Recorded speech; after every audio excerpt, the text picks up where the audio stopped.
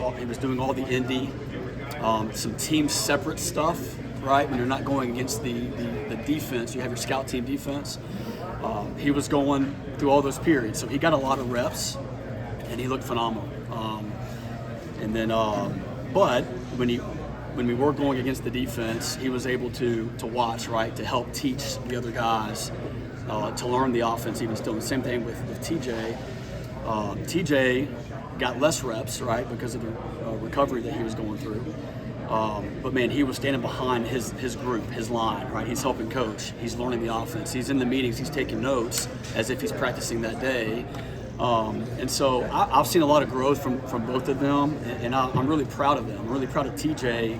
I think TJ has taken an even greater step in his approach. I think, he would love to have the kind of year that we all would love for him to have, to where he could say, you know what, like I have a decision to make. Do I go pro or do I not? Right? That's something that I think is on his mind.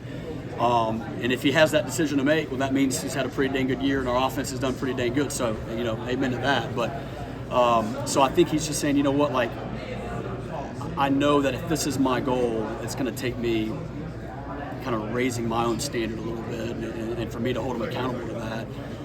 And he is. He's been more coachable, more willing to take hard coaching, and so he's done a great job. I mean, hearing from the guys in the weight room, both of those guys, they lead differently. They're very different personalities, but they've taken on more of a leadership role because again, they're juniors, right? I mean, Tyler Brown, right? Those guys, like those are kind of your upperclassmen. Tristan Smith, with being back, he's this is year 2 for him, but he's an old head. He's been in the game a while. So you've got a nucleus of dudes that are leading well.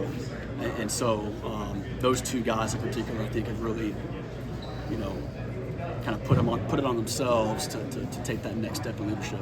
Coach, how much fun is it for you to be reunited with Jacoby Ford? Oh, it's incredible. Oh, it's so awesome. What does he bring to the wide receiver room? Yeah, I mean, and I'm really leaning on him, and he's been coaching in the high school ranks for a while, and he and I have stayed in touch for many years, right? And so a great friend, a guy that I really value with his experience, and so what I really like too is with the rule change and guys can coach, right? So I've got Will Sweeney, I've got Jacoby, I've got Lonnie Galloway. Those guys are great. They know what they're doing, right? And so I can I'll split up and I'll have 4 groups of receivers, split them up evenly, and I'm working Indy, and then we'll do a county fair, we'll do a circuit so I've got more hands available, and I can trust those guys. I can say, hey, we're going to work this today, or hey, I want you to work a great cone drill. Whatever you feel like we need to work today, you got it. I don't have to think about it, and so. But man, he's a great communicator. He's great with the guys. He connects well with our players, and so. Man, I've got great help. He still fly? He's still run the 40? Well, he still does. He trains pretty hard, he gets after it. He still talks like he can kind of, take it to some of our current players a little bit. I'd like to see it. It hasn't happened yet, but we'll see, man. But he's, we were all working out yesterday together, hanging out, so great to have around. How do you take your guys from what they've been doing last year and get them to that elite level where they need to take the next step and kind of the standard? Yeah, exactly. No, I think, there's nobody has a higher standard for our group, than what I have and what we have. And we're going to talk more about that kind of heading into this year. But, we have some areas of emphasis for us, to focus on. But, there's an amazing tradition at Clemson, both offensively, but also when it comes to the skill positions, but at wideout, we have a room to really compete and I think, rival what we've done in the past. I mean, I think we've got the guys to go out and compete at a high level and make unbelievable plays, make the routine plays. I mean, again, area of catch percentage, right? Like we focused on that this spring, right? Holding our guys to a high standard of, hey man, like finishing is something we're going to talk about quite a bit, right? We always do, but I'm going to really harp on finishing in every area, right? It's not just finishing the catch, but it's finishing the block, being more physical in the perimeter,